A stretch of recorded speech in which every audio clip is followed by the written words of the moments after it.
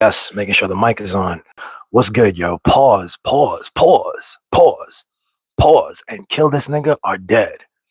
These are two phrases that I'm identifying to speak to a bigger issue and to talk about linguistics and to talk about identity and to talk about genuineness, to talk about our society. Um, Pause and kill this nigga are dead, yo. These are two phrases, man. I'm gonna get into them individually. I'm gonna start off with nigga. I'm gonna start with the word nigga. Um, you have not reclaimed it. You have not reclaimed it. Okay. If you think that you've reclaimed the word nigga and pulled away from the word a new definition, a new empowering definition, something that is oriented from love for Black people that benefits us, you're wrong. You haven't done that. And you'll have to identify for me how you've done it. I mean, there are examples of people who use the word as a term of endearment. It's sort of a replacement sometimes for brother or for Black man. It seems to be just a replacement for that sometimes. But you haven't reclaimed it. You haven't taken the dirt and the muck and the vileness and the evil out of it. You haven't. You haven't removed the definitions, the weight of the definitions that were imbued in that word from the originators, from the white people who hated Black people. We haven't done that. And this matters because we've been talking for weeks now about words and about identity and about how the reality that we create can be reflected in our words and how our words and where we draw our attention, how we separate the world and how it works are all parts of it, and they create what is. And so like Black culture is a massive umbrella term. It is a vague and hard to describe thing. It's the product of a whole history, a whole set of choices, political victories, and social, cultural phenomena, and then we call it Black culture. The same could be true for white people and white culture. Sometimes it's said that white people don't have culture. I think that's a mistake. It's just not true. It's obviously not true. A group of people have a culture, and it is the product of, as I said, the history and the politics and the language and the assumptions that have been passed down through generations.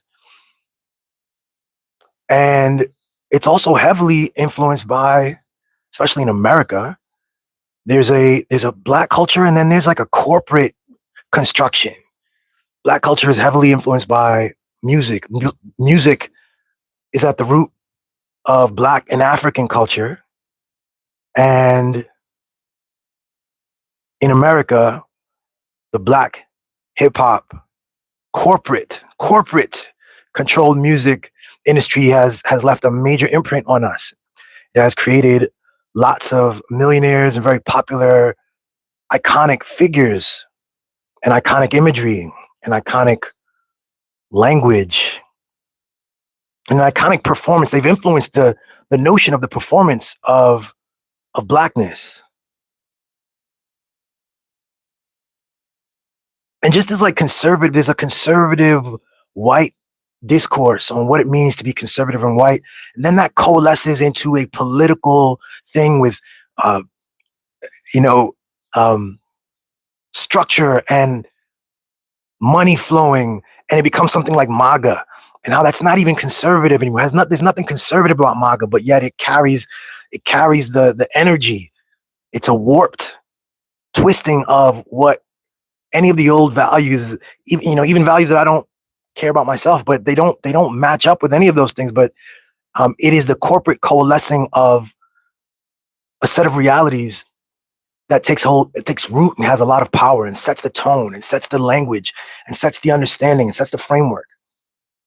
Everything is like that. Black culture has this. We have a heavy imprint of not just hip hop, which is beautiful, which is an expression which has been born out of, the Black experience in America, but the corporate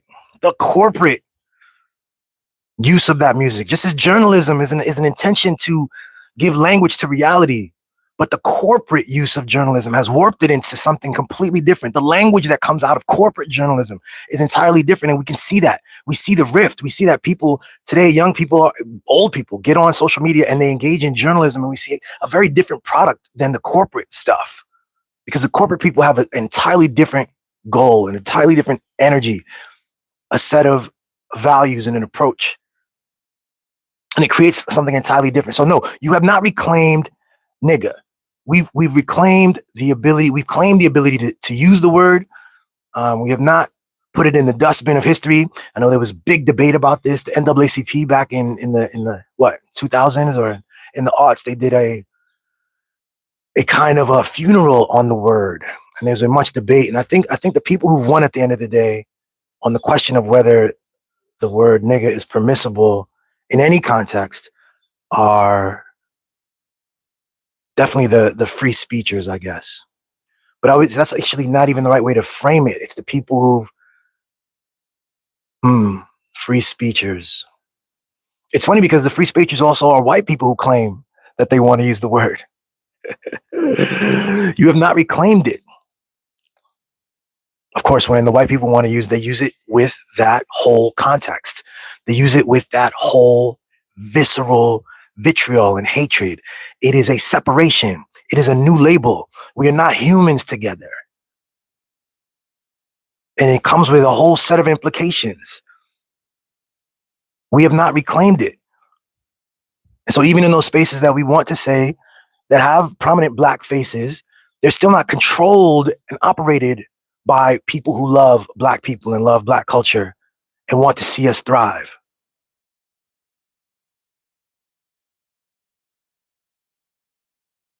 I was watching, I love battle rap. I actually love battle rap, man. I've been watching battle rap for a long time, since the beginning with Smack so many years ago. And battle rap has evolved, and there's so many different battle rap leagues now and this now. But yeah, tell me, watch battle rap and tell me that the word nigga has been reappropriated to mean love and to mean brotherhood and to mean camaraderie. I've also been interested in this 1v1 basketball on YouTube. These leagues are popping up, run by like young people, run by like players themselves. They just take up the cameras and go on YouTube and go to a gym and sell tickets and get the, and they're building stuff. And you watch that and you see these incredibly talented basketball players. They hit a shot and then they shoot at the player after they hit the shot. They put the gun sign up, kill this nigga, this nigga's dead, kill this nigga. In both cases, I'm like, like I said, you could just count the times, someone should do this work. I'm not interested in this, right? But to count the times that the word nigga is used and weigh it and see in what context, if it's more camaraderie and love, or if it's violence. And it's violence for the most part. And of course, I'm pointing out spaces of competition. These are competitive spaces. But yeah, the expression and the use of the word nigga is consistently, it has to do with a separation. I don't care about that person. We don't kill other people and other labels so flippantly. We're not willing to kill people of other labels with such ease and willingness. We're not able to articulate the killing of people with other labels so flippantly, so easily. And if it is a stand-in for, and it is often a stand-in for black man, then it implies something about the notion, it implies something about the way we are viewing the world and viewing ourselves. And part of the issue I've thought about this for a while, and I've had issues thinking about how to approach it, because it's something that I think very few people even want to touch, right? Because, I'm a man of a certain age. I'm 43 out here, and, you don't want to seem as though you're out of touch. Oh, it doesn't matter. These are just words, and you don't want to be the old guy who's unable to roll with the new vernacular. That's all. It's just vernacular. You can claim it. No, you haven't reclaimed it. You haven't reclaimed it. And by the way, the violence is real, by the way. As I said, the violence is real. And too often the people who are willing to come into this conversation, who are not afraid to talk about this, are people who hate us. It's gonna be Charlie Kirk and Jake Lang and Ben Shapiro and other clowns that they put on CNN who are going to point over in our direction and say that there's something wrong over there. And look how they speak about themselves. Look how they talk about themselves. And so this is a conversation from love, but it's also a very real and honest conversation because, and I'm not going to spend too much time trying to validate why this is important because we've already covered that in other episodes. You can go back and check the last, 10 episodes and see what we're talking about. We're talking about language. We're talking about identity. And we're talking about how language and identity, language is a tool, a lever that influences identity, and identity influences behavior and creates. You create from an identity. You create from an identity of fear or from an empowered identity. You create from the sense of like where your limits are and what's possible.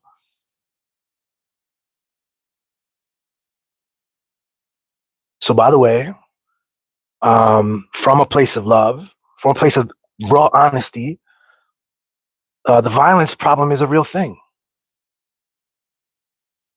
The violence problem is a real thing. It exists not just in Black communities, but all over America. And in the Black community, yeah, there's a pronounced expression of violence that is real. Oftentimes, in response to these malicious, lying racists, we have to sort of defend ourselves and make sure people understand that the statistics are often being fudged and that there's, you're putting emphasis on one thing and not the other thing. But if you care about Black people, if you care about the Black community, there is a violence thing. And this is particularly it shows up domestically in domestic violence. It shows up for our women are suffering.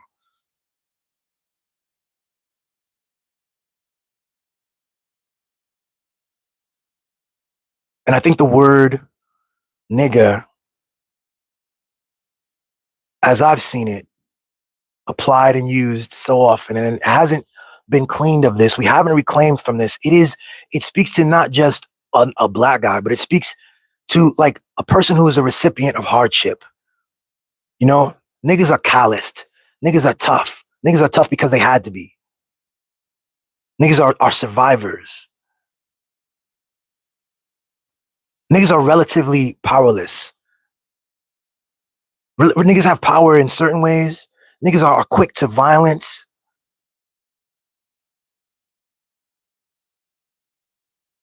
Are quick to anger, perhaps. But other than that, relatively powerless, politically powerless. You don't really care about things broader because there's no point to it. There's a concession about the powerlessness. And so we focus on each other and we survive and we get very aggressive towards each other. We don't look externally because we're capped. We're capped. Because that's what it means to be a nigga. And how interesting that there's the new phenomenon of like this 24-hour streaming thing with like, very famously right now, Adrian Bronner and Dean the Great going around just getting millions of views and monetizing and becoming famous independently in a very interesting way, a new phenomenon, but that every few seconds is a nigga. Every few, and all over the place there's the performance of drinking and debauchery and anger, and they call themselves the Crash Out Boys. And that all weaves seamlessly. And if we want to claim that we reclaimed it, think about it, yo. You haven't. If I held up a picture of Barack Obama, you wouldn't call him a nigger. If I held up a picture of Thurgood Marshall, you wouldn't call him a nigger. Even the people we might dislike, you hold up Clarence Thomas.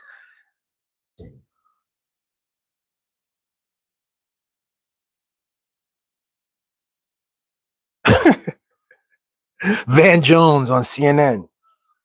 Jamie Harrison. See, it's funny, these guys are kind of, there's an interesting powerlessness there, right? They perform a much more cleaned up, erudite sort of thing. They're held up as like the example of what we should all want to be. But they move very powerlessness. They move. They concede. They concede. They don't take up the space. They're the ones sitting at the table that we say we should all be at. We should all be aiming to be at the table. So they sit at the table and show us the limits of that table. You know, but that's a whole other thing. Let me move on to pause real quick while I have 5 minutes left. Pause is another word that has ramifications on how we see ourselves. Pause is a word that in some circles when I'm in with other men, particularly black men, pause is a word that might be used every couple minutes. Something is gay or not straight enough. And we say pause to stop the moment, to acknowledge, no, not that. We say pause, we say no homo. We create separations. And we do so dutifully, we do so consistently, we do so in a way that is stark. And I'm inviting you to understand that every separation, everything that occurs in this world, every narrative that we hold is the product of a bunch of separations that we've created. And in these rooms, in these spaces, we are too ready to invite that separation, to normalize that separation. People, that there's a difference between being manly and being queer, that there's a difference between being a man and being, I don't know, effeminate or having feelings. We lean into the low emotion performance, the logic driven, aggressive performance. But it's not true. It's not what is.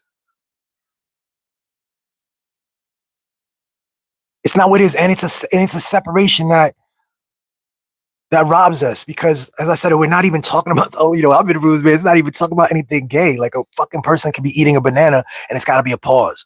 You might say a phrase like, I'm playing a video game. You say, oh, this guy's hard to beat. This actually used to crack me up, yo. I had a friend be like, oh, this guy's freaking M. Bison, the boss of Street Fighter. This guy's hard to beat. And that phrase is gay, hard to beat. Haha. So we it's humorous. It's a playful kind of thing, but it's also a very strange laser focus on a very particular kind of separation. We reinforce the idea that something is, we are not this. And as I've said, we could do that with anything. We could do that with, if we can do that with the very natural human phenomena of homosexuality, we can do that with violence. We can do that with, predation, predator behavior. We can do that with anything that we choose. And that's really where it is at the end of the day. Again, as I keep saying, you have not reclaimed nigga, and you don't understand what the consistent and persistent high volume use of the word, of the concept of pause and no homo. You don't know what that's doing. Both of these things, what they're doing to our ego and how they chip away at at the fullness of what we could be. We took the word nigga, and then we actually, in recent years, we've now applied it to a generation even younger now. So we have a thing called YN now, which is young nigga. And we know what that looks like. We know the young nigga costume. It includes a mask and, coat and jeans with a possible, with a possible weapon somewhere. The threat and the anonymity with the mask, that's part of it. That fear inducement. We leaned into it. White people want to project violence and fear onto us. We say, "I fucking will take it." Yeah, why? And we'll apply it to our younger kids, and the young kids can we can call a 3-year-old a YN, and we can see what happens when you label somebody at a young age what they are. What happens when you call a young kid a god and you mean it, and you express to them that they're a god, and you engage with them that they're a god, and you engage with them that they are the highest expression of anything that's possible. And what happens when you call them a nigga and you insist on that? And you notice those little moments when they're acting like a nigga, and you highlight that. You give them that label and you familiarize them with that language.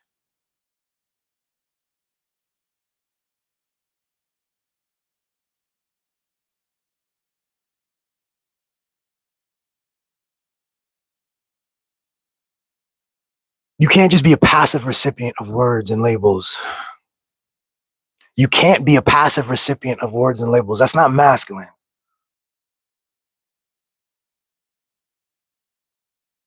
You can't be driven by popularity and trying to fit in with the new in vogue thing and the youngest thing and just, you know what I'm saying, and not notice what's happening and to engage from yourself. See, too many of us are not actually grounded in ourselves in the first place. Our authenticity is wrapped up in other people's perception. Our ego is wrapped up in acceptance. And that doesn't give us the room to see and to act in our own volition, self-derived, as the powerful people that we are. So both those words are dead. Both those phrases are dead until we continue to do the work, when we actually realize the power of those words, we actually realize the power that we have. So you haven't reclaimed it because you haven't reclaimed yourself. You haven't reclaimed those words because you haven't reclaimed yourself. You haven't reclaimed the definitions and the power of your own capacities. You're only regurgitating, you're only repeating. And then you pretend the patterns away and you try to say that there's no connection. But there is. And so we're putting that on the table here from a place of love and see where that goes and see what develops next from it. That's the message. Holla. Subscribe to the YouTube. Let me know what you think in the comments. Peace.